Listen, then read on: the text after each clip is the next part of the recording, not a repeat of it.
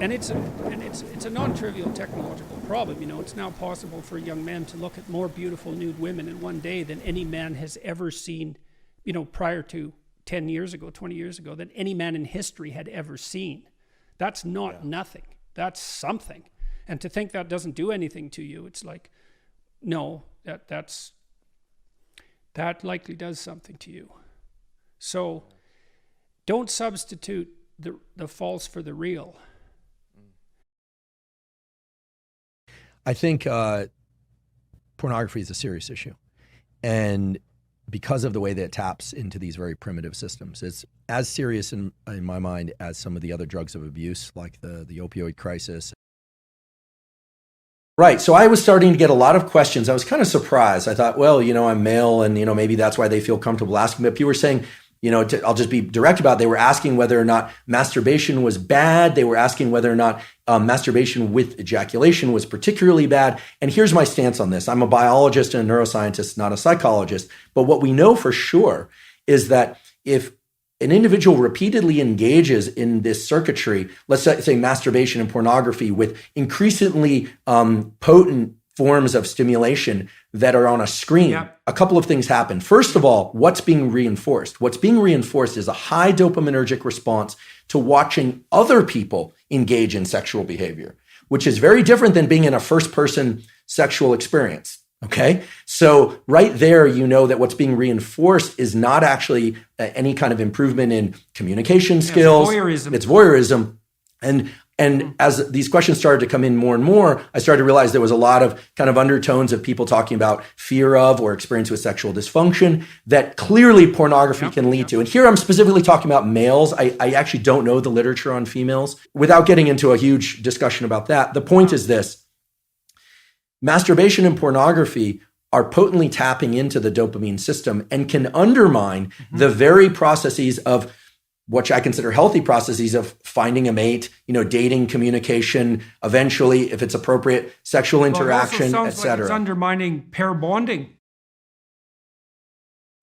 With no judgment whatsoever, right? I'm not here to, it's not a moral thing. I'm just talking about what I do is I look at things through the lens of biology and in particular through neuroscience, but some other fields as well.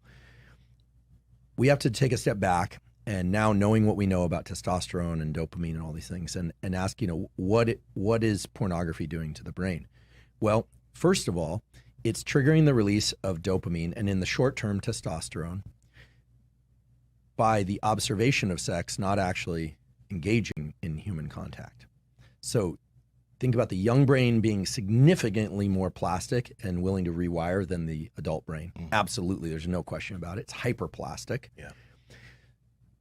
And of course, it can rewire again. But you think about somebody who engages in a lot of porn watching, right? Watching porn, and that person is getting dopamine and testosterone increases by observing sex and not actually by engaging in human contact. Okay. So that's concerning, right?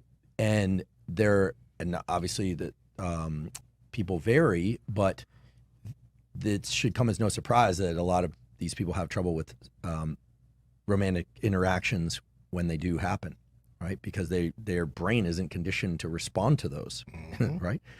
But also dopamine seeking is what triggers the increase in testosterone. But as we just talked about it, with repeated dopamine seeking or triggering of dopamine release, it starts getting diminished.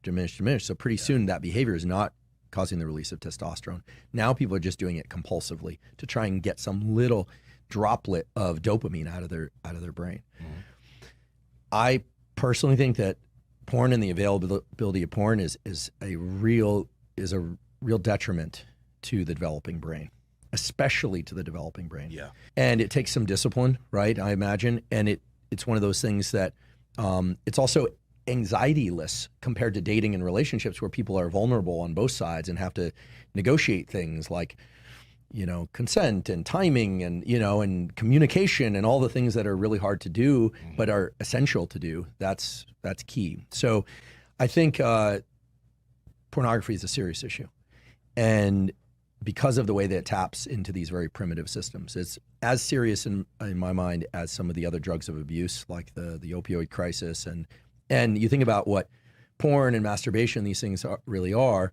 I'm not calling them sinful. What I'm saying is they are potentially addictive, especially with the availability of pornography. So, beware, just everyone's different, and people have to be careful about these circuitries. You really need to protect them. And that's partly how an addictive subpersonality can grow too, right? Because you can imagine that there's a certain state of mind that you're in. Maybe it's a state of something approximating nihilistic hopelessness that grips you every time you're motivated to seek out your favorite drug. And that's fairly far back in the activation chain, but it's there every time you take a hit. So what happens is the dopaminergic reinforcement produced by the drug reinforces that nihilistic hopelessness that drives the drug-seeking behavior. That's right. And that's how, in part, you develop a monkey on your back. And so I would say, in keeping with our theme of what are the other things to do to support testosterone, would be don't engage. I would avoid pornography, frankly. I really would. I would, maybe everyone's got their threshold for what's too much. For some people, that might be, the number might be 0. I think that what's healthy in this domain has never really been defined. This is one of the challenges. We know what an eating disorder is, but what's healthy eating, right? Mm-hmm. Where do you draw the line? I think given this general theme that relationships are healthy, friendships are healthy, romantic relationships are healthy, and anything that inhibits the pursuit and functioning of healthy relationships is where you have to start saying, wait a second, is this behavior getting in the way? So look, it's unlikely to be an all or none.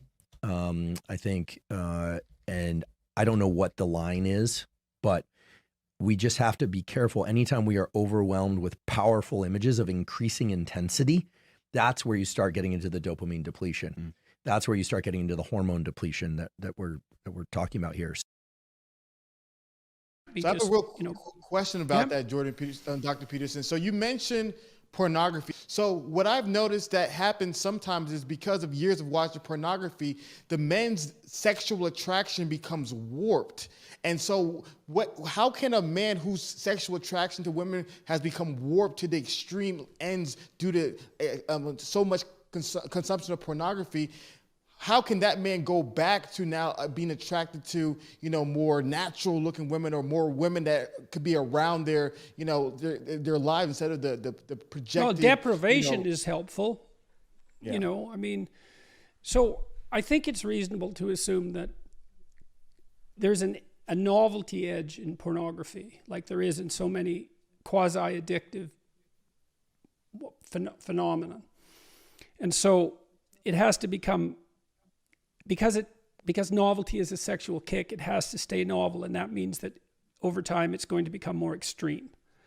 So that's not good. Well, so how do you resensitize yourself in some sense? Well, you stop.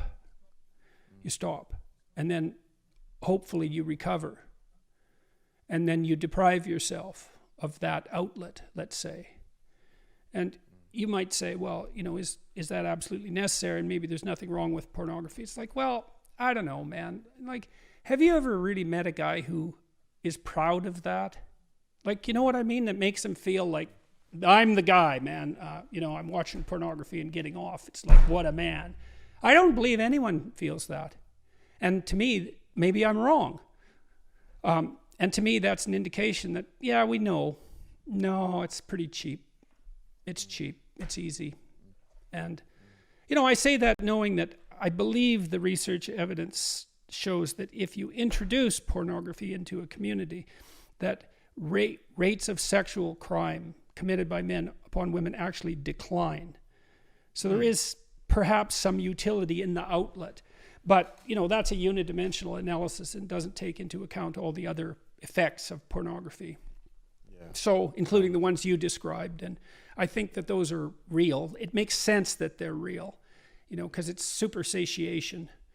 And it's a non-trivial technological problem. It's now possible for young men to look at more beautiful nude women in one day than any man has ever seen, prior to 10 years ago, 20 years ago, than any man in history had ever seen.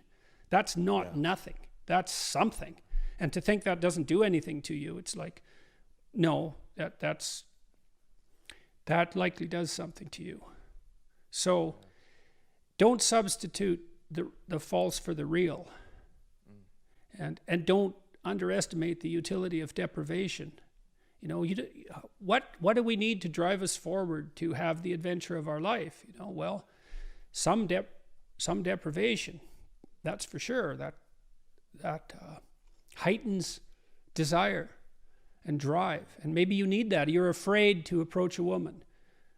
Well, you remove part of your drive with pornography. And so now you don't have that sexual urge to overcome that anxiety. And so you stay timid for your entire life. You know, maybe not, but maybe. And then what's cool about that too is there's a Pareto principle issue associated with it. So if you can find out where the person can start, it isn't linear progress, it's exponential progress forward. And so even if they have to start at a micro level, it doesn't really matter because they get much better at it very, very rapidly as they accrue successes.